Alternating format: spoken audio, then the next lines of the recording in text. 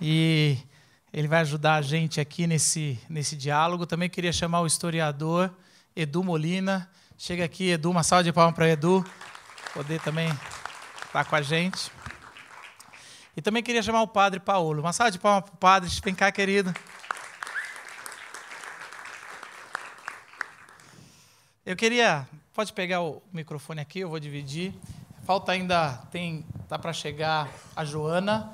Ela é uma refugiada síria e ela ficou presa no trânsito, mas ela está para chegar também. Assim que ela chegar, o pessoal da equipe traz ela aqui na frente para participar também da participação, ok? Padre, tudo bem? Bem-vindo aqui. A gente está com uma grande expectativa, está muito feliz com a sua presença. E eu queria que você começasse se apresentando e falando um pouco do seu trabalho que você tem feito atualmente com refugiados. Muito obrigado a todos vocês. É um prazer estar aqui a primeira vez, então uma grande honra estar neste lugar. Pelo sotaque, já não precisa me apresentar muito, porque já dá para tentar adivinhar de qual canto da Itália sou. Então, fui criado na Itália, lá no norte, a mais ou menos 80 quilômetros de Veneza. Até quando volto para lá, sempre pouso em Veneza e vou visitar a casa dos pais. E desde quando estava na Itália, comecei a atuar com migração e com refugiados. Por exemplo, na parte sul da Itália, onde tem os africanos em geral, que vêm colher tomate, azeitonas, laranja, uva, depois se transfere para maçã, pera. Então, eles passam quase 5 ou 6 meses no trabalho sazonal. Depois, a uma certa altura, entrando no grupo, na congregação que pertenço, tem um carisma muito específico, que é trabalhar com migrante, e aí nós somos destinados para o mundo inteiro. E a minha primeira destinação foi a Alemanha, depois foi modificada e fui destinado aqui no Brasil. Desde 2010 estou atuando na Missão Paz, na Liberdade, uma estrutura que acolhe aproximadamente de 80 a 90 nacionalidades por ano. Hoje à noite eram 17 as nacionalidades acolhidas, 43 venezuelanos, 18 haitianos, 8 do Togo, depois tinha Burkina Faso, Egito, Síria, Serra Leoa e outros países ainda, Cuba, 3, Colômbia. E depois teremos maneira também de explicar, de apresentar esta instituição, que é a Missão Paz, onde a gente acolhe um grande laboratório, diria, de relações, de encontro com diferentes pessoas que vêm de fora. Uma instituição que é da Igreja Católica, mas na qual não fazemos proselitismo, na qual temos voluntários, mais de 110, que atuam além dos funcionários.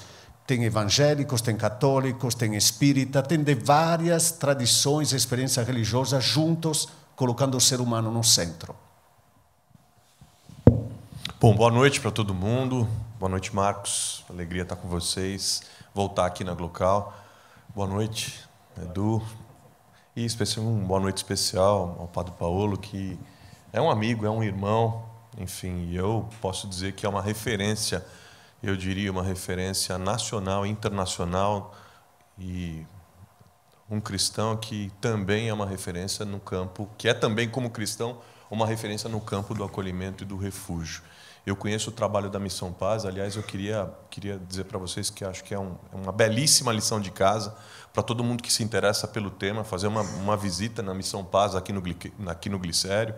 O trabalho que eles fazem é incrível. Aliás, é um trabalho que atrai pesquisadores do país todo, de fora do país, né? A casa de acolhimento, lá com mais de uma centena de refugiados. Enfim, todo o trabalho que eles realizam, eu queria dizer da alegria de estar aqui com vocês. Eu queria começar a nossa conversa fazendo uma pergunta. A gente vive tempos muito complexos, né? Tempos em que os debates foram substituídos por embates ou, quando não, por combates, né? Tudo vira muita polêmica, tudo precisa de muita divergência e tal. E me parece que aquilo que eu diria que era óbvio do Evangelho, ou seja, a identificação dos cristãos a necessária identificação dos cristãos com aqueles que sofrem, com aqueles que são excluídos, com aqueles que são esquecidos, por consequência, com aqueles que são migrantes e refugiados, parece que isso já não é mais consenso. Queria te perguntar, num ambiente de de crescimento claro desses sentimentos de xenofobia, de rejeição ao outro, mesmo entre os cristãos, por que isso está acontecendo entre os cristãos? Por que esse sentimento de resistência ao imigrante e ao refugiado cresce mesmo entre cristãos no Brasil? Carlos, eu diria, é um fenômeno, infelizmente, mundial. O Brasil não é uma exceção. Se olhamos os dados, por exemplo, o Papa Francisco, desde que na Itália começou a pautar o tema da migração e do refúgio, ele perdeu 11% de consenso nos italianos.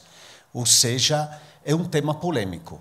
Então, imagina, esta figura tão solidária com este tema perdeu consenso. E aqui no Brasil, eu diria, entram dinâmicas populistas. Então, quem tem cargos políticos utiliza como, normalmente, estas pessoas em situação de alta vulnerabilidade como pessoas que são a causa de tudo. De desemprego, de violência, de doença, etc. Falta de moradia, então é muito fácil simplificar.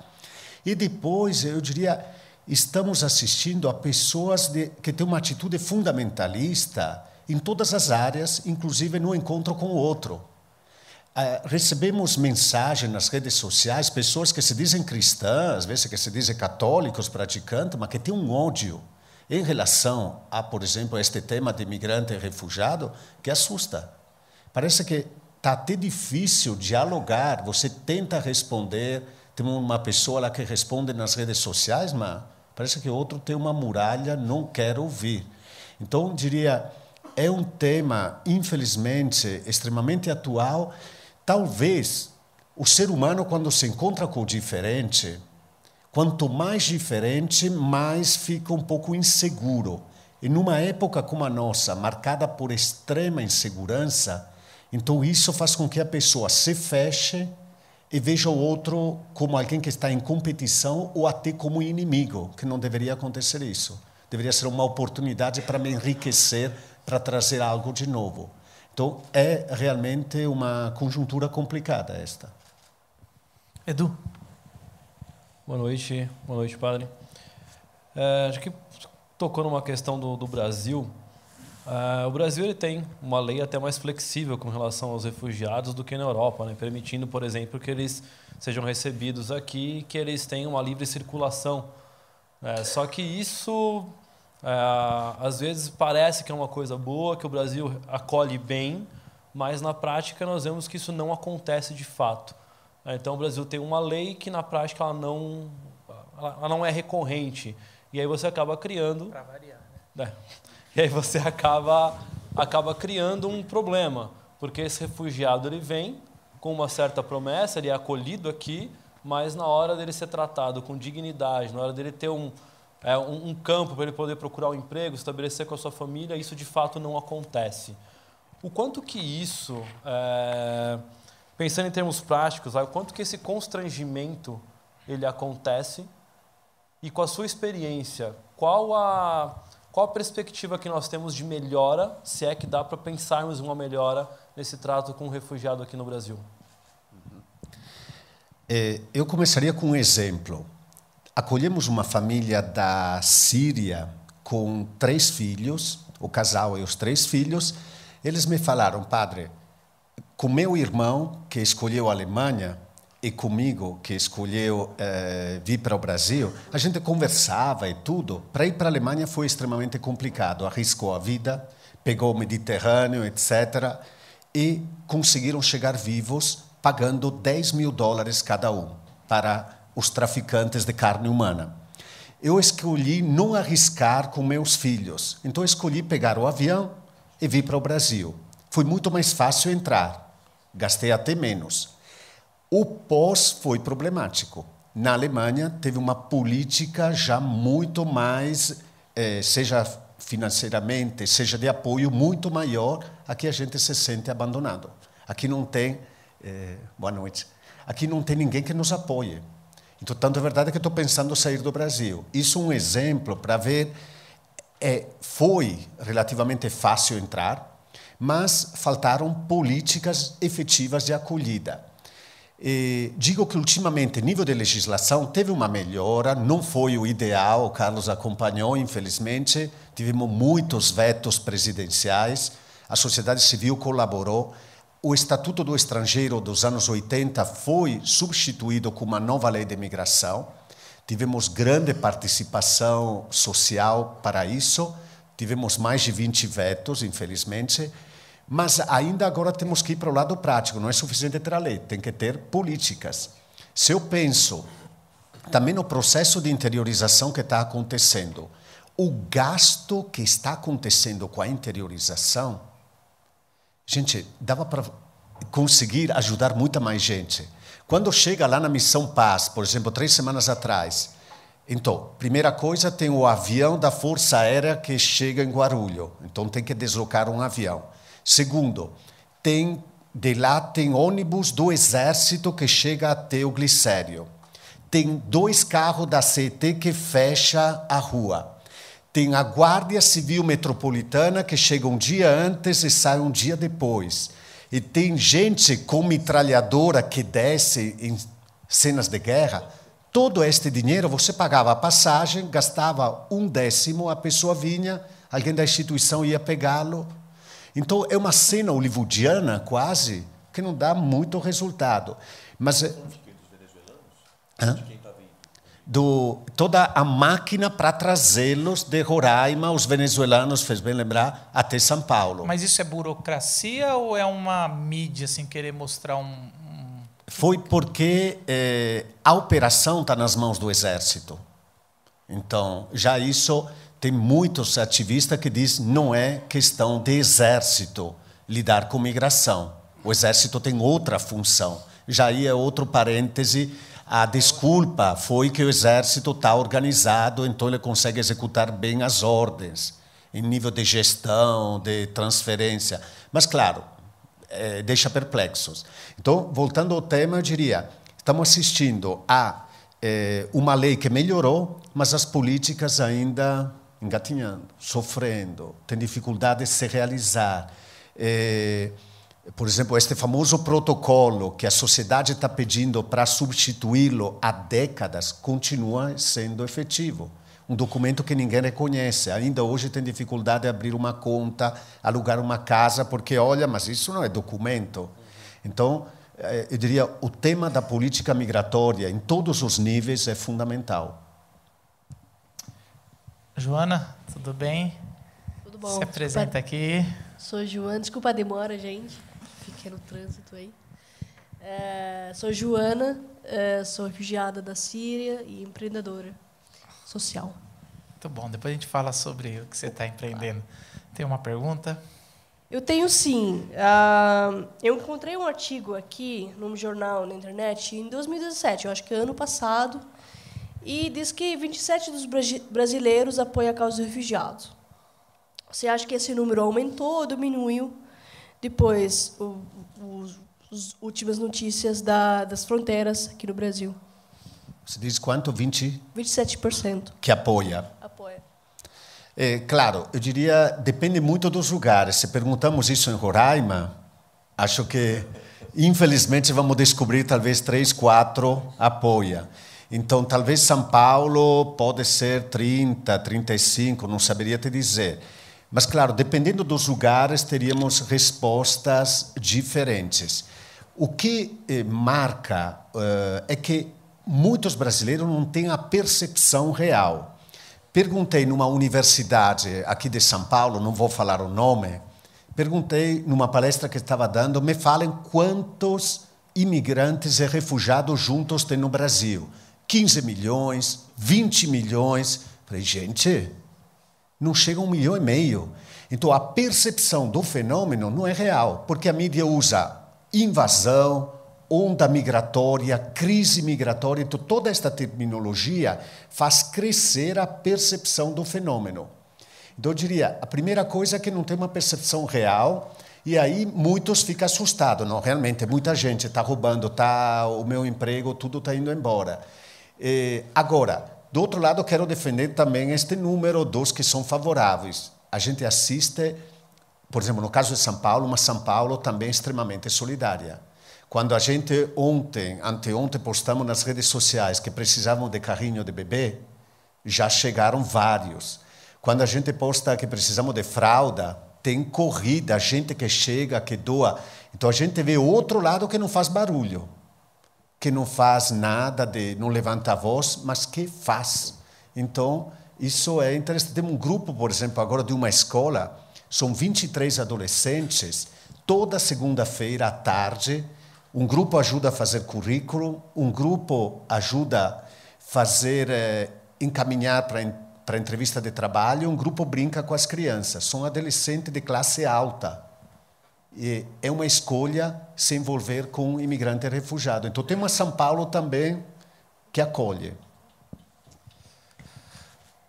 Padre, uma pergunta mais curiosa, né? A gente vive em tempos aqui, vamos ter eleição agora em outubro, e o brasileiro parece que descobriu política há 4 anos atrás, assim. A gente agora todo mundo é especialista em política. E é interessante que a gente vive um tempo mais polarizado do que... A gente não lembra da gente viver esse período.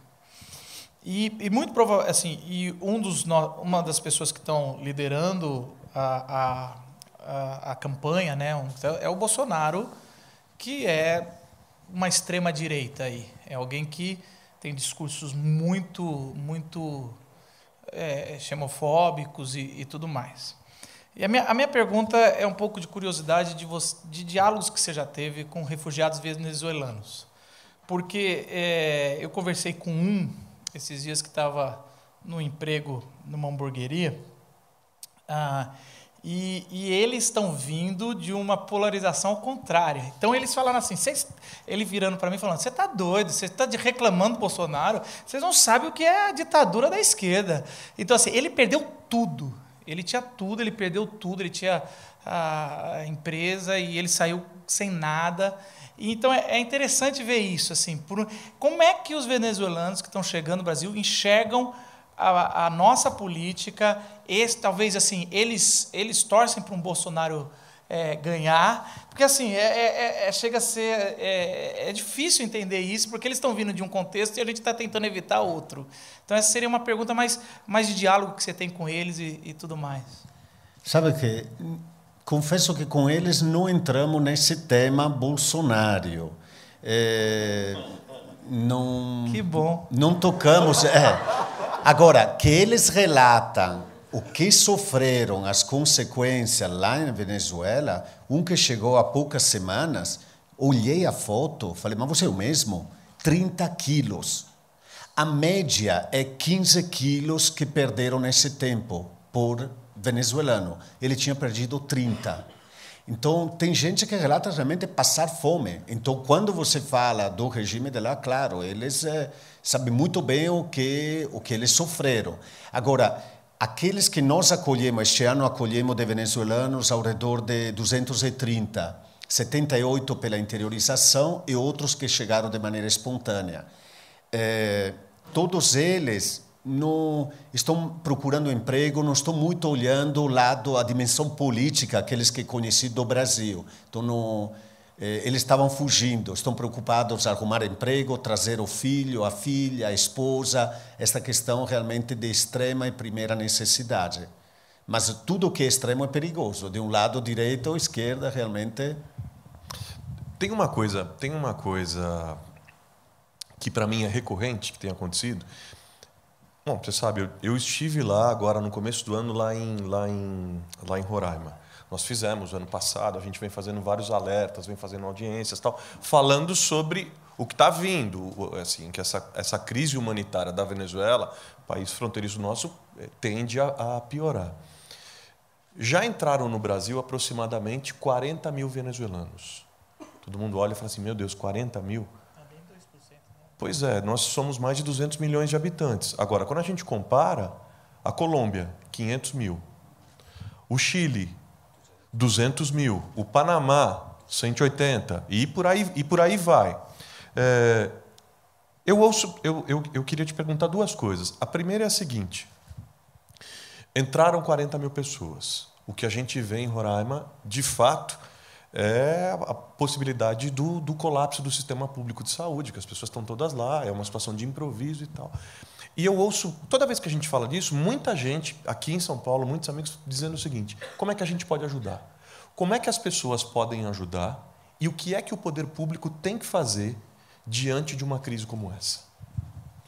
É bom, Carlos, lembrar sempre os números, como você falou, porque às vezes se utiliza outro número. Entraram 110 mil. Aí você pergunta, mas quantos ficaram? Metade, nem metade, o número diminui. Então, precisa ver também como se apresenta a notícia realmente. O último número que tive à disposição, 2.300.000 saíram da Venezuela nos últimos 2 anos. Então, de 2.300.000, 40, vamos colocar 50 mil no Brasil, é uma percentagem muito pequena. Meus colegas, na casa que temos de acolhida em Santiago, no Chile, tivemos que abrir mais uma, passaram só ano passado 10 mil na nossa estrutura. Então, realmente, o Brasil, podemos dizer, não é a meta principal, preferida para os venezuelanos. Para a questão linguística, é muito mais fácil. Você vai num país de idioma espanhol, então, até, vamos dizer, o Chile fez uma jogada que não precisa nem comentar, barrou os haitianos, porque são negros, e favoreceu os venezuelanos, que em geral são brancos. São escolhas políticas que não vamos nem comentar. E agora, o que fazer?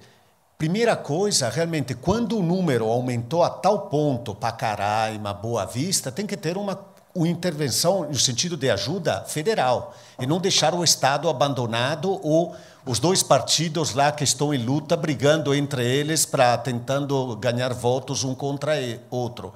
Então, precisa de uma decisão federal, uma política planejada realmente para amenizar a pressão em Roraima. Isso é fundamental. O que nós podemos fazer? Volto a um exemplo muito concreto. Uma pessoa estava lá na igreja, termina a missa, nunca tinha visto, me aparece lá: padre, eu gostaria de ajudar uma família venezuelana. Até fiquei lá, falei, será? Qual é a intenção? Aí falou, vem durante a semana, a gente conversa. Aí eu quero pagar por 6 meses o aluguel para uma família. Aí colocamos, acompanhamos, foi pagar o aluguel. Ele falou, eu me assumo o compromisso 6 meses e ajudo a arrumar um emprego para ele. Ele está trabalhando já há 1 semana e meia, sim. A filha pequenininha está com a mãe na nova casa, então eles estão recomeçando a vida.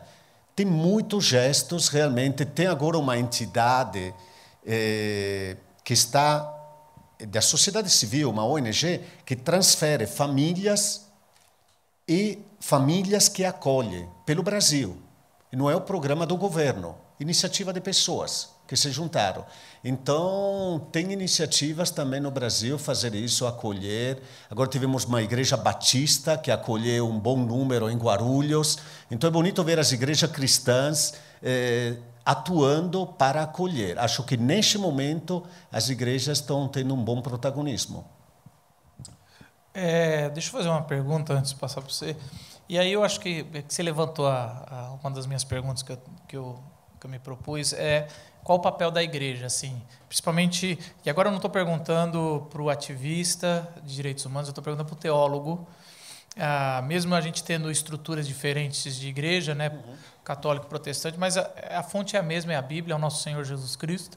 E aí, essa é a pergunta.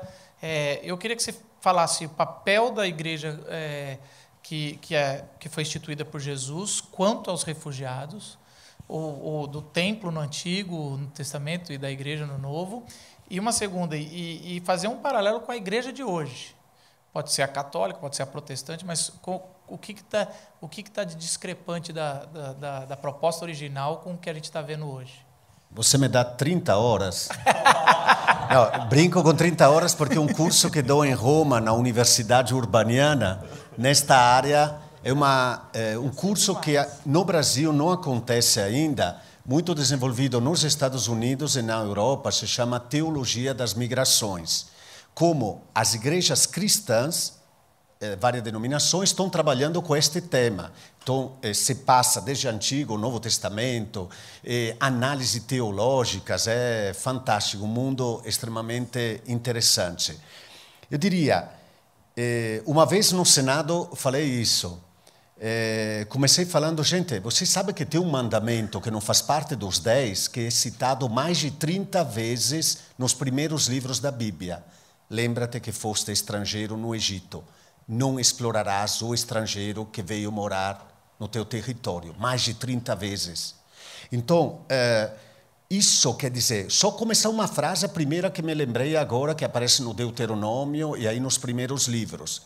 Mas lembramos a tríade também, de respeitar o órfão, a viúva e o estrangeiro. E aí podemos percorrer a história de Israel a partir da ótica das migrações. No Egito, e a saída do Egito, na Babilônia e a volta para a sua terra, é uma história de migração. É um Deus da tenda que se revela. Quando no Evangelho de João, capítulo 1, versículo 14, temos aquela frase linda, e o verbo, a palavra, se fez carne. E a melhor tradução do texto é montou a sua tenda entre nós. Algumas Bíblias traduzem habitou, perde. É montar a tenda não é estática. Lembra o deserto, é algo que você monta aqui, sai para lá. É um Deus que caminha junto. Então, esse é o Deus da Bíblia que se revela no caminho. Pulando, indo para Jesus, pensamos, Evangelho de Lucas, nos primeiros capítulos, o drama de fugir de Herodes, que é um novo faraó, tem que se salvar no Egito, tem que ser refugiado no Egito. Mas se vamos mais para frente, Mateus 25, quando Jesus se identifica numa série de categorias, ele não vai perguntar, você pertencia a qual igreja? Ele pergunta, tinha fome, sede, estava nu, era prisioneiro, preso, era forasteiro, era estrangeiro. Você fez ou não fez? Não pergunta a pertença da igreja. Eu diria, pode ter um ateu que fez sem saber e com certeza está contemplado na vida com Deus. Com certeza, não tenho dúvida. E muitos cristãos que não perceberam a presença do próprio Cristo, que se identifica nessas categorias, que ele vai dizer, não conheço vocês. Então, recuperei rapidamente esta tradição Antigo e Novo Testamento para fazer ver que existem realmente páginas de migração, página de refúgio. Hoje em dia, a grande tentação, às vezes, é de criar uma religião que foge da realidade, que são ilhas, bolhas de sabão, no máximo para criar um bem-estar, quase de autoajuda. Nada contra autoajuda. Acho que é para escrever muito livro de autoajuda, mas autoajuda não é relação. Não é relação. Religião é relação. É relação com outro por excelência, é outro que somos nós. Então percebo que hoje em dia, na minha igreja católica, se cria uma série de bolhas, onde se esquece da realidade do outro. E outro é visto como alguém... É só na católica. Até parece. Mas é então, isso mesmo, sim. Essas bolhas. E a gente vai fugindo da realidade, querendo aprender a morar no céu, sendo que a gente nem aprendeu a morar aqui na terra. Sim. E o mais legal, talvez, é escatologicamente, quando ele migrar para cá. E a gente falava, mas nos ensinaram a vida toda que a gente ia para lá. E aí ele falou, não. E Apocalipse fala, fui habitar junto com o meu povo. O futuro se decide no presente, não tem... Já agora podemos criar relações plenas em vista do futuro, sem fugir do presente. Edu. Eu tenho uma pergunta, que eu tinha um amigo nosso que ele é um internacionalista, né, e a pergunta é sobre a questão do Alto Comissariado das Nações Unidas. Né, qual que é o trabalho que ele tem e como esse trabalho ele acaba acontecendo aqui no Brasil e no mundo? No Brasil é conhecido com a sigla Acnur. Isso. Então, realmente, tem sede em Brasília, tem uma sede também aqui em São Paulo, tinha no Rio, saíram, mas tem em Roraima e também Manaus. O Alto Comissariado das Nações Unidas para Refugiados, então o foco principal é refúgio. Então não aquela migração que às vezes definimos como migração econômica, apesar que também esta distinção são sempre distinções muito feitas de maneira intelectual. Porque quando eu escuto a pessoa que me fala que não tem comida para ele e para seus filhos, é migração forçada. Claro, não tem motivo de guerra, de perseguição, ampla e generalizada violação dos direitos humanos. Agora, então, o Acnur nasce depois do grande drama da Segunda Guerra Mundial com o objetivo de trabalhar com refugiados, solicitantes de refúgio. No caso do Brasil, englobou também os venezuelanos. Independentemente da decisão do Brasil considerá-los ou não refugiados. Ainda o órgão do Ministério da Justiça, chamado CONARE, não se pronunciou. Tem milhares esperando. Ainda não temos uma resposta. Então, eles incluíram. E o Acnur, então, faz parcerias com sociedade civil, por exemplo, com Caritas, com Missão Paz, outros órgãos, Migraflix, etc., para atuar com os refugiados. Inclusive, eles têm uma pessoa que participa também em Brasília, do CONARE, para definir se a pessoa entra no quadro de refugiados ou não. Então, é um órgão ligado às Nações Unidas. Para as migrações, tem a OIM, Organização Internacional das Migrações, que é outra entidade que trabalha com as migrações em geral. Bom, hoje conversei com um refugiado que ele veio da Haiti e ele falou uma frase muito legal para mim, mas eu fiquei pensando depois. Ele falou: quando eu cheguei no Brasil, eu fiquei pensando como Nicodômios, tem que começar tudo de novo, tem que voltar como criança para começar a aprender a língua e faz tudo de novo, as coisas assim. Uma das coisas que comecei pensando, a xenofobia aqui no Brasil. Qual é o nosso papel contra isso, como a Igreja Unida, para a gente conseguir diminuir essa xenofobia? Porque, realmente, pessoas sofrem. Mas quais, 1, 2, 3 pontos para a gente conseguir começar a educar as pessoas sobre refúgio e as pessoas? E, na verdade, eles não são refugiados, eles são pessoas aqui. É difícil ter receitas, claro, precisamos de criatividade, de momentos como este também, para explorar todo o potencial nosso positivo como seres humanos para sensibilizar. Uma coisa, começo do lado político, que comentei várias vezes em Brasília, era, muitas vezes me chamava Ministério do Trabalho, Ministério da Justiça, Ministério do Trabalho, Ministério da Justiça, ping-pong, ótimo, mas dizia, e os outros ministérios? Ministério da Cultura, Ministério da Educação, quer dizer, vamos trabalhar o tema da migração de uma maneira transversal? Então, a cidade de São Paulo foi pioneira com a lei municipal que então consegue trabalhar temática de maneira transversal. Claro, tem que implementar isso. Então, eu diria, a primeira coisa é ver o fenômeno migratório não só como problema, também como oportunidade, como fenômeno social. E cada um de nós, através das relações, redes sociais também, tentar avisar, dialogar com os amigos, com os colegas. Tem uma menina, adolescente, ainda não é de maior, ela veio na Missão Paz. Foi uma minha colega que me pediu de vir aqui junto para um trabalho de escola, mas eu tenho medo, tinha medo de refugiados. Não queria nem chegar. E se transformou numa grande voluntária. O conhecer ajudou a crescer. Por exemplo, atualmente muitas escolas em São Paulo estão nos convidando para ir falar com refugiados ou migrantes, como você. Isso está dando um impacto extremamente positivo. A semana passada fomos com 2 venezuelanos, já foi com alguns sírios, outros do Congo, da Angola. Isso, o contato contagia. Acho que é um caminho também este. Encontrar, dialogar, conversar, ouvir a história do outro e, claro, gastar um pouco do nosso tempo também para o outro. Em várias instituições que trabalham com migrante e refugiado, em São Paulo tem muitas, é um outro caminho também. estava pensando, estava ouvindo a Joana, eu estava pensando aqui em algumas coisas que eu creio, né? Que são importantes para a gente sensibilizar as pessoas e combater a xenofobia. Tem uma coisa que eu penso que é a questão do migrar um direito humano. Precisa ser visto dessa forma. A humanidade desde sempre migrou. Né? E lembrar que nós somos todos imigrantes e descendentes de imigrantes.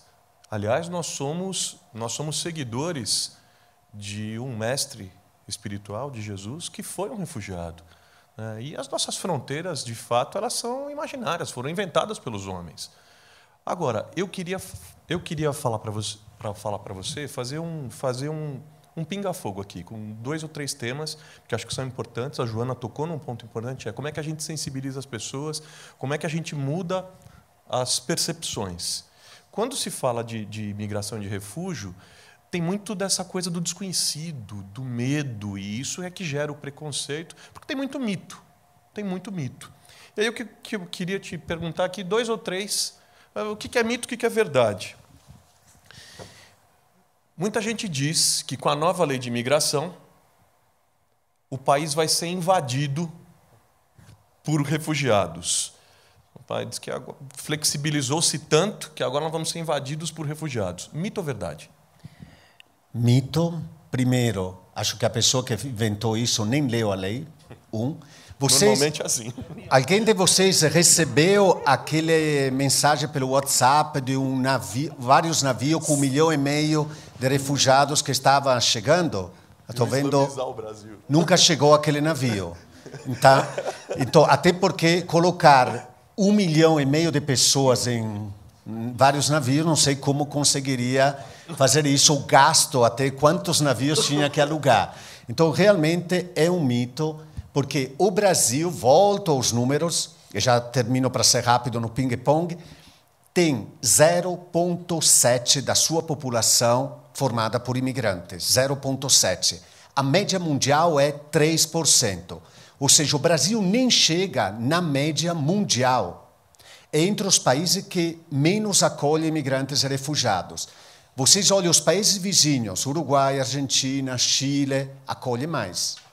Então, é um mito e a nova lei não flexibilizou no sentido de abrir as fronteiras. Tem mecanismos, continua tendo os mecanismos de controle de fronteira como qualquer país.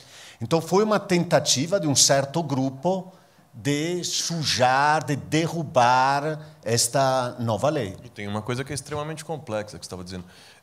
Imigração não é uma fronteira, é uma questão de polícia federal, de exército. Né? Agora, imigração é uma questão de autoridade civil. Quer dizer, ninguém pode ser preso porque está migrando, não pode ter filho enjaulado, separado de pai, porque está migrando, porque está fugindo de uma situação complexa do seu próprio país. Enfim, isso é extremamente complicado. Sabe, teve um colega lá em Manaus, quando veio o vice-presidente dos Estados Unidos, ele queria conhecer os abrigos. Ele falou, no nosso abrigo você não entra, o vice-presidente. É muita hipocrisia vir dar dinheiro e vocês separam as famílias lá na entrada dos Estados Unidos. Muita hipocrisia. Agora, uma das coisas que eu ouvi muito, por exemplo, lá em Roraima, eu estive lá, é que a entrada de imigrantes estava aumentando a criminalidade. A entrada de imigrantes, de refugiados em algum país, aumenta a criminalidade? Aliás, uma coisa que eu não lembrei, só fazendo um parênteses aqui, se a gente mantiver o mesmo ritmo de efetivação de refúgio no Brasil, hoje o Brasil tem em torno de... São quantos mil pedidos de refúgio? São 17 mil novos pedidos? Já aumentou, estamos beirando os 40. É isso, 37.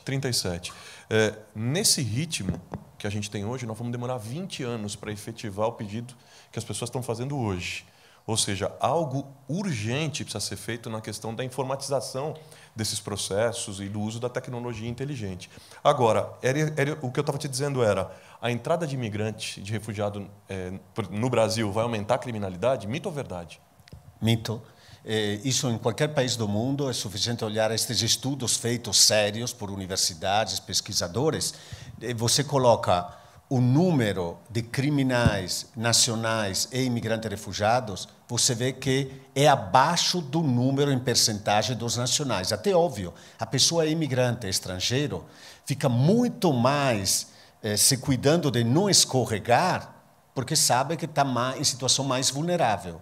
Então, realmente, é um grande mito esta de que os imigrantes refugiados vão fazer aumentar a criminalidade. Muitas vezes a polícia passa lá na Missão Paz, pergunta, tem problema, não tem problema? Aí eu converso, como está a questão com os imigrantes? Eu falei, olha, se fosse este o problema, policiais aqui de São Paulo. Ainda nessa última aqui dessa primeira rodada aí do Pinga Fogo, a entrada dos refugiados, dos migrantes, fragiliza a fronteira para a entrada de armas e de drogas, por exemplo?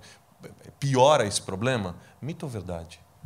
Também diria que é um mito, porque eu falo, por exemplo, no caso da entrada ou de Nigéria ou de Colômbia, que tem fama de ter uma certa percentagem que trabalha com isso.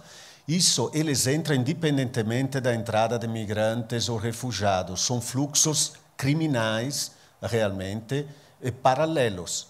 Às vezes pode até se confundir, mas são grupos, por exemplo, a ligação entre, não sei, o PCC e a presença de alguns grupos colombianos. Isso funciona sem a migração. Já se criou este vínculo entre Colômbia e São Paulo para trazer armas e drogas. Eu vou voltar de novo para o teólogo. Eu queria saber sobre a responsabilidade de um discípulo de Jesus com o fato dos refugiados, assim. E eu queria, de forma prática, você tem recebido muita gente lá, mas, assim, eu queria saber dois movimentos. Então, estou falando daquele que quer imitar Jesus, então o padrão é Jesus. E aí no nosso dia a dia, mesmo não... Porque alguns podem falar, mas eu não passei por nenhum refugiado, eu quase não vejo. Então, no nosso dia a dia, há alguma coisa para mudar os nossos hábitos, para que a gente mude a realidade ou a gente mude o nosso olhar e também já pensando com esses números, esclarecendo isso, aí já no movimento de solidariedade, no movimento já de voluntariado, como é que a gente poderia fazer? Começo pela segunda. Voluntariado tem bastante possibilidades, seja com a Acnur, por exemplo, Nações Unidas, que oferece esta possibilidade, e com outros atores em São Paulo ou também em Roraima. Tem pessoas que me perguntam, eu gostaria de ser voluntário em Roraima. A gente dá as informações, olha, tem um serviço jesuítas refugiados e imigrantes que te acolhe por quanto? Por um tempo. Temos dois jovens de São Paulo que estão lá já há um ano. E um foi transferido porque foi ameaçado de morte. Gostaria de lembrar agora, o Cleiton. O Cleiton foi ameaçado de morte, está de volta em São Paulo, porque eles, apoiando os imigrantes venezuelanos, teve um movimento, entraram no escritório, detonaram e tudo, e ameaçaram de morte nas redes sociais. A Polícia Federal teve que levá-lo até o aeroporto com escorta para o avião depois chegar em São Paulo. Então, diria, tem o voluntariado, que é fantástico, é bonito ver que temos jovens que acreditam, que se doam até este ponto, tem a Tainá também que está lá, e do ponto de vista individual, pessoal, dá para ajudar em muitas maneiras. Eu diria, a cultura, por exemplo, uma mudança de mentalidade, não vendo eles como uma ameaça, tentando influenciar as relações, às vezes seu pai, uma irmã, um parente, um amigo, no momento de lazer, vamos pensar, vamos falar com propriedade, não vamos chutar, acho desta maneira. E, às vezes também, por que não, ver na cidade onde tem eventos ligados a migrantes e refugiados, tem um monte, estão surgindo sempre mais, inclusive na virada cultural, para ter contato com eles. E se tem a possibilidade também, às vezes, de assumir alguma coisa no sentido, vou ajudar a arrumar uma casa, que é o grande problema atual. Por exemplo, a moradia. Conheço gente que tem bastante casas vazias. Vamos tentar ir até eles para oferecer, para simplificar, sem precisar de fiador, disso, daquilo. Tem muitas maneiras. Acho que a nossa criatividade pode ajudar bastante. E também, se encontramos situações de exploração, denunciamos. Por que não? Temos que denunciar. Tem o Carlos, que também fez uma lei importantíssima em relação ao trabalho escravo. Vejo alguém que está em situação de trabalho escravo, denuncio. Tivemos uma família venezuelana, foi trazida de Roraima para um bairro de São Paulo, numa oficina de costura, reduzido homem, mulher, 3 crianças em situação análoga à escrava. Então, isso acho que temos que denunciar, não podemos assistir, ver estas coisas. Inclusive xenofobia, racismo, porque o imigrante, o refugiado africano sofre pela cor da pele, como um brasileiro também. O muçulmano sofre porque começa a brincar, homem-bomba, tudo isso, começa as piadinhas. Então, vamos tentar ajudar a superar os preconceitos. A Joana vai fazer mais uma, mas eu queria também abrir para 2 perguntas do público. Sim, você pode, de repente, vai aparecer um homem barbudo, ruivo, parecido ao Asterix, e ali... E aí você levanta com a sua mão se você quiser fazer uma pergunta, depois a Joana, você pode fazer, tá bom? Você acredita que a migração sempre foi um dos fatores mais importantes do progresso de dinamismo do ser humano e por quê? Sim, com certeza cria às vezes conflitos, tensões, mas é motivo de progresso. Penso quando estudava quando criança, a história do Império Romano, por exemplo, aquelas migrações que chegavam de fora eram chamadas de bárbaros. Porque aos olhos dos romanos, é sempre a perspectiva de onde olha, estas migrações eram os bárbaros. Renovou, modificou o império que estava em decadência. Começou a dar um rosto a uma nova Europa, uma nova Itália. Então, todos os fenômenos migratórios trazem uma perspectiva diferente, uma sensibilidade. Pensamos a cidade de São Paulo, a culinária. A culinária de São Paulo. Quantas daria para fazer? A pessoa certa, hein? Depois eu te explico. Quero saber agora. Tá bom. Então, a gente vai falar. Pensa na culinária, desde a pizza, o macarrão, o quibe, ceviche, tudo. Aí você olha, daria para fazer a história das migrações, no caso de São Paulo, a partir da culinária. E novas migrações que estão chegando, colocando novos pratos. Então, está se enriquecendo, inclusive novo mercado, novo movimento, novas importações. Então, é movimento. Por que o Vale do Silício está contra a política do Trump? Porque sabe que as grandes inovações aí vêm dos migrantes, dos refugiados. Então, não quero colocar em oposição nativo e não nativo. Pensamos brasileiros que estão fora. Não falamos até agora. Sabe quantos brasileiros tem fora? 3 milhões. Tem mais brasileiros fora que imigrantes aqui. Sabe quantos refugiados, é já diferente, brasileiros tem fora? Aproximadamente 1.000. Refugiado, nunca escuto falar numa matéria, nada. Se fala dos 10.000 refugiados reconhecidos no Brasil. E os brasileiros, quem são? Jornalistas, ativistas políticos, ecológicos, que tiveram a vida ameaçada, que o governo, o Estado não conseguiu proteger, tiveram que sair para a Alemanha e outros países. Então, todos estes estão levando novo sangue. Eu penso a comunidade brasileira que acompanhei em Roma. Acompanhei a comunidade brasileira em Roma de 2008 a 2010. Era um grupinho pequeno, 16.000 brasileiros em Roma. Na Itália tem mais ou menos 70.000 brasileiros. A riqueza para a cidade de Roma, como eles já entraram no circuito da culinária, da criatividade, uma série de coisas já estavam colocando a sua pegada na cidade de Roma, em Milão, em Londres, em Paris, em Tóquio. Então, podemos ver também do lado extremamente positivo. Silas, eu vi que você pegou. Boa noite, padre. Eu queria perguntar, é uma opinião, queria perguntar a sua opinião sobre isso. Primeiro, o movimento que a gente está vendo no mundo em prol de um apoio, de uma recuperação de um extremismo mais conservador à direita, digamos assim, que a gente está vendo em vários lugares do mundo e que acaba causando um impacto bem mais protecionista. Eu vou proteger a minha terra, o meu povo, a minha religião e outras coisas. Eu gostaria de perguntar, primeiro, se você tem alguma opinião de por que isso está acontecendo agora no mundo todo, especialmente porque você teve bastante experiência em vários países, em alguns países do mundo. Você deve ter uma visão bem mais saudável sobre tudo isso em termos de dados.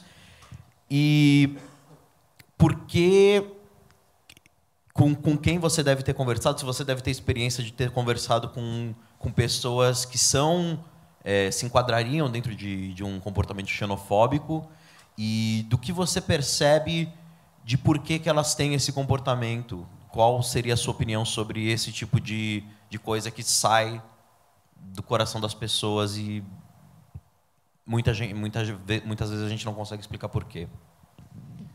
Começo te respondendo com o fenômeno na Europa, como a extrema-direita foi avançando, inclusive na Itália. Partidos tipo Lega Nord, um Salvini da vida, que depois se alia com Cinque Stelle, todos estes fenômenos que estamos assistindo.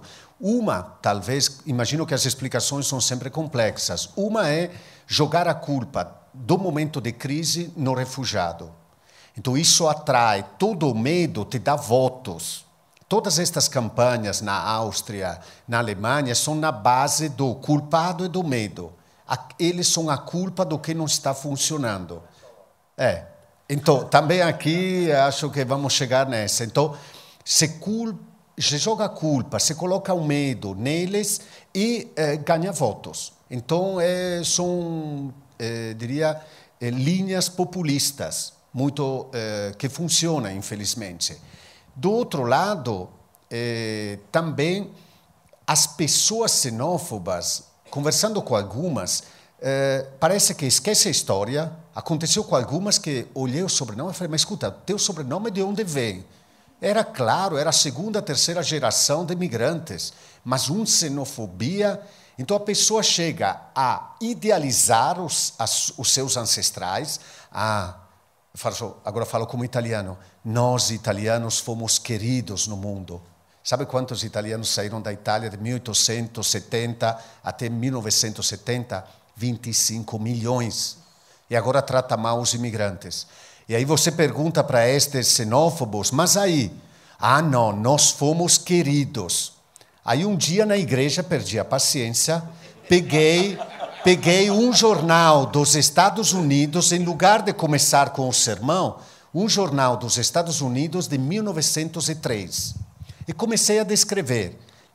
A descrição, por exemplo, eles são sujos, as mulheres se prostituem, os homens estupram nossas mulheres, eles ficam fora das igrejas pedindo esmola, eles cheiram mal, você aluga para 2, aparecem 10, 15, 20 na casa. Perguntei, quem são?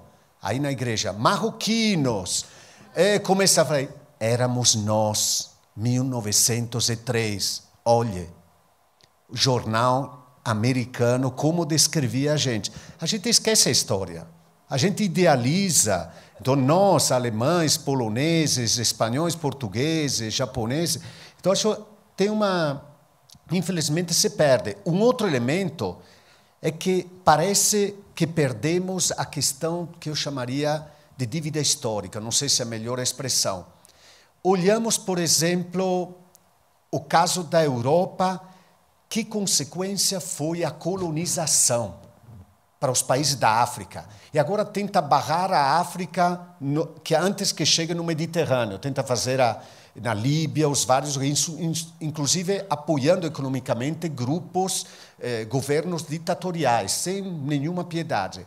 E esquece que tudo isso foi gerado pela Europa.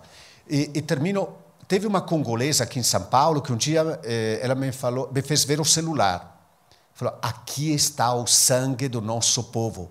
O conflito do Congo é motivado das multinacionais que extraem os minérios para fazer os celulares. 80% da produção mundial vem do Congo, República Democrática do Congo. Então é um conflito alimentado com interesses internacionais e todo mundo esquece, todo mundo temos o celular, todo mundo temos, e quando chegam os congoleses aqui, o que veio fazer no Brasil? Esquecemos as mulheres foram estupradas e todo o restante que não vamos entrar no detalhe para tirar este maldito minério, que vai para a Bélgica, vai para lá, para todas as grandes marcas dos celulares.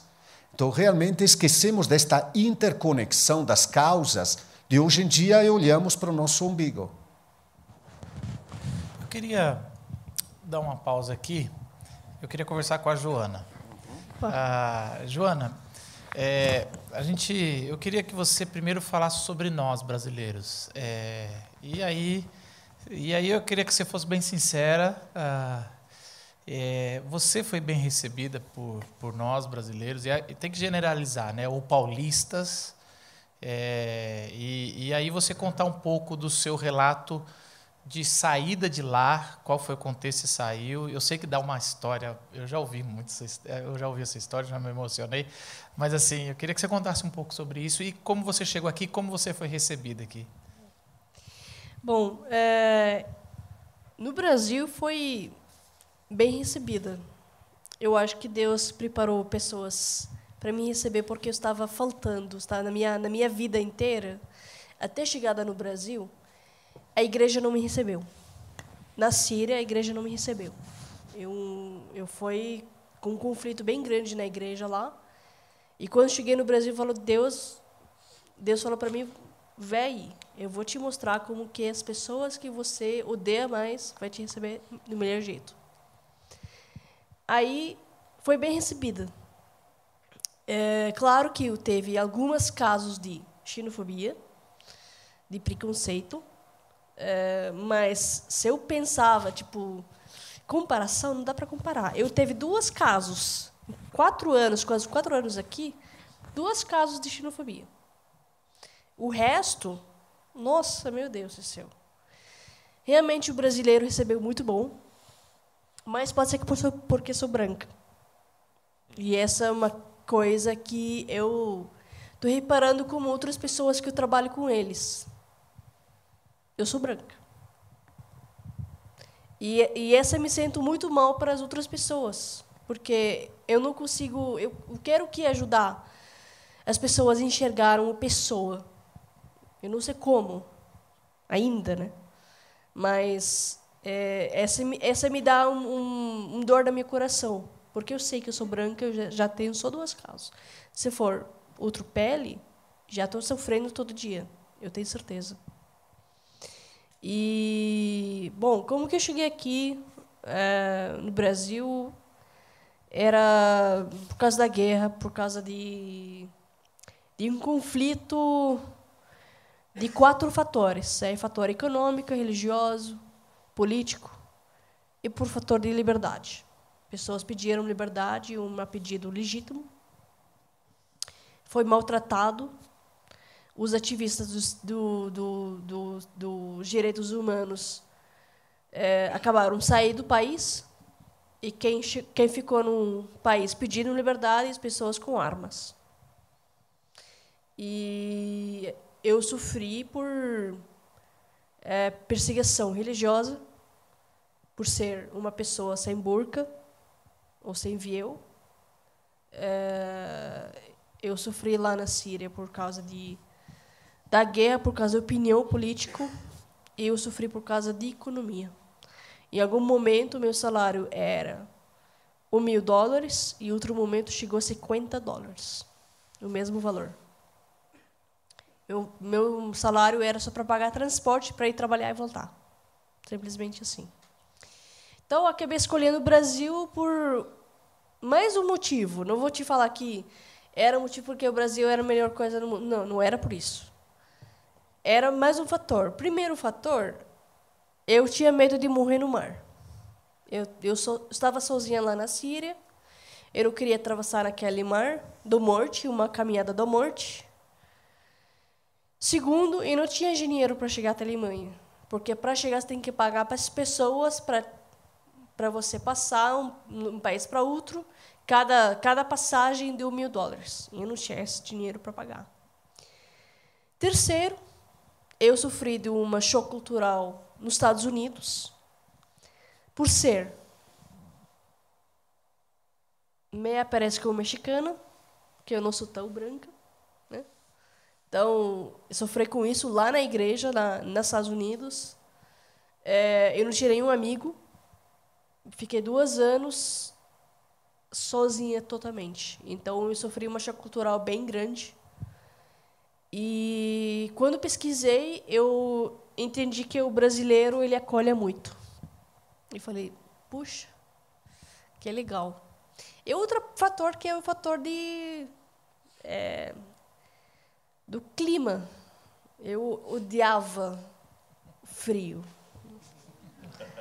A gente passou na Síria os últimos 4 anos sem nenhum sistema de esquentar a casa. Não tinha nem energia para ligar a luz, nem gasolina para alugar naquela arara, né? Acho que se fala arara. Não, arara não. Uma coisa assim. Larera, né? Alguma coisa assim. Então, eu não tinha nem isso, nem isso.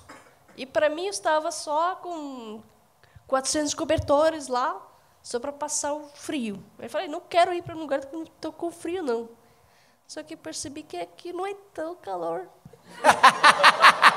Isso que eu ia falar, São Paulo, você errou um pouquinho. Desceu demais. Então. Aí eu quero fazer um negócio. Você veio para cá e você decidiu transformar o seu sofrimento em acolhimento. Isso. Conta um pouco do seu projeto aqui para a turma. Bom, o projeto começou com um sonho, né? O projeto começou com a história de um lugar que eu amo muito em Damasco, chamado Babi Shark. Babi Shark significa Porta do Sol, ou Porta do Lado Leste. E essa porta é a mesma porta que o apóstolo Paulo saiu de Damasco. Ele saiu por uma cesta.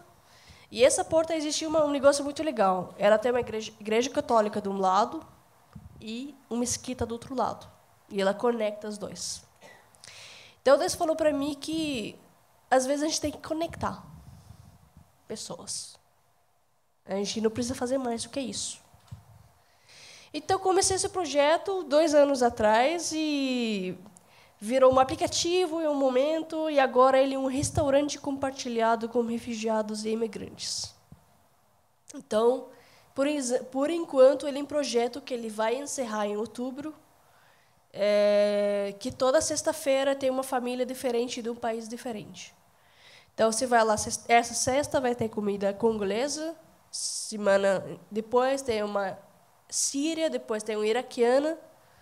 Depois... Então, toda sexta-feira, você pega alguma família refugiada e eles vão cozinhar para nesse restaurante. Isso. Então, aonde é o restaurante? Fica no Dr. Virgílio Carvalho Pinto. Ele bem no início, perto da Frade Continho. E vai encerrar, na verdade. O bairro?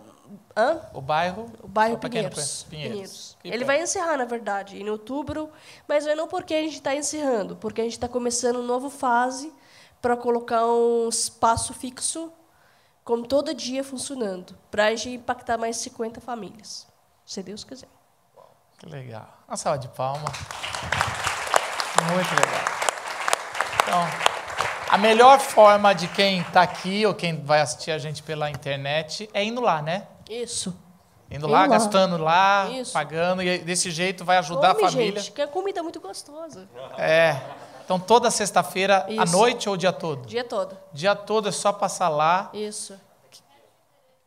Até a última semana de outubro, menos feriado. Tipo, 12 de outubro tem feriado, então não vai ter. Tá, então outubro está funcionando. Até o Outubro último. está funcionando até a última Repete semana. de novo o endereço. Dr. Virgílio do Carvalho Pinto, 57. 57, ok.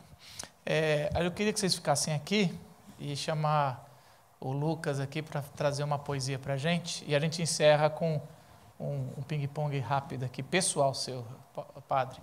Chega aí, Lucas. Vou ficar de costas para vocês, mas né, conto com a compreensão de vocês aí. Eu fico com a pureza da resposta das crianças. É a vida, é bonita e é bonita. É a vida, é bonita e é bonita. Você ensina o menino no caminho que você acha que ele deve andar. Você diz para ele que o melhor é só olhar para o céu. Mas ele fala das coisas daqui, que a gente olha as estrelas enquanto gente passa fome.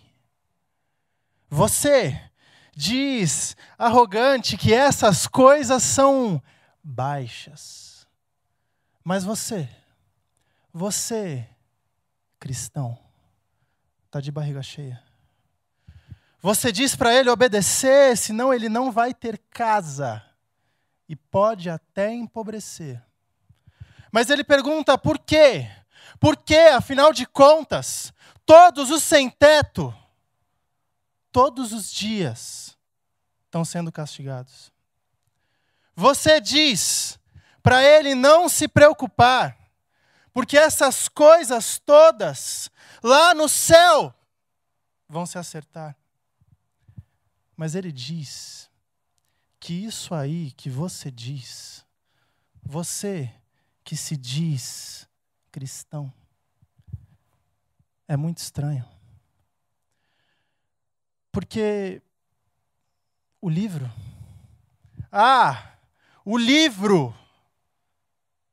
fala bem diferente. E que mudar todas essas coisas é sim dever da gente.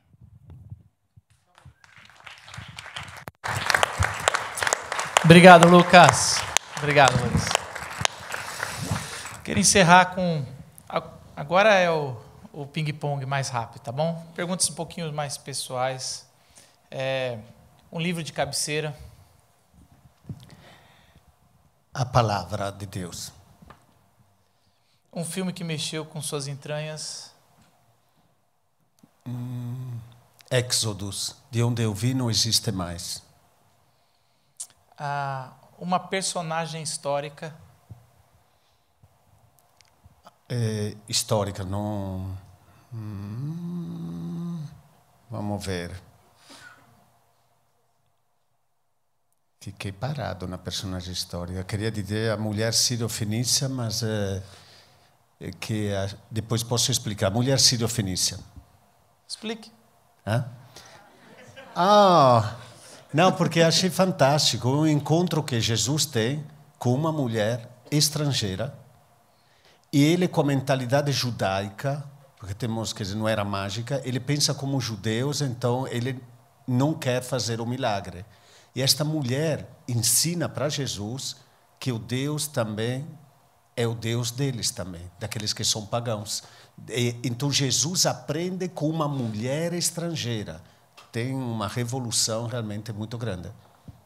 Uma frase. Se o grão de trigo que cai na terra não morre, não produz frutos. Um lugar em São Paulo. A hospedaria do imigrante, no Bresser. Um lugar no mundo.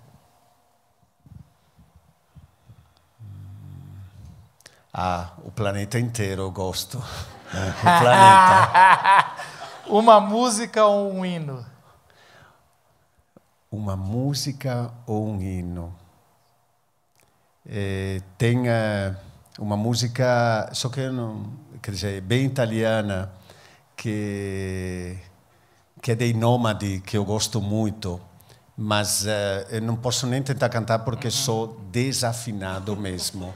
Mas qual que é o nome da música? A música é uma dedicada aos estrangeiros, ou também a música Bolívia da Francesca Michelin. Vocês depois podem procurar. Francesca Michelin é uma cantora contemporânea. Última pergunta, em um minuto. Qual foi a mensagem que você recebeu de Jesus Cristo que fez você entregar sua vida para Ele? Foi mais que uma mensagem, foi uma experiência. Perceber que a religião não é tradição, mas é a descoberta de alguém. Por trás do livro não tem simples frases, interpretações, mas tem uma pessoa que quer se comunicar comigo. Isso foi o que me deu o start, que me fez mudar. Senhoras e senhores, Padre Paulo Parazzi, vamos aplaudi-lo. Obrigado, querido. Obrigado. Obrigado. Quero agradecer a Joana. Oi? Tá bom. Vou agradecer a Joana, o Edu, o Carlos. Foi o Carlos que providenciou esse encontro. Foi muito obrigado. Eu sei que você está em campanha nessa correria. Obrigado por você ter separado. Semana que vem a gente vai estar aqui. A gente, se você quiser conversar um pouco mais sobre isso, a gente vai sair ali fora. A gente pode bater um papo. Qual que é o seu Instagram? Que você queria passar do restaurante ali, para o pessoal saber? opentaste.br.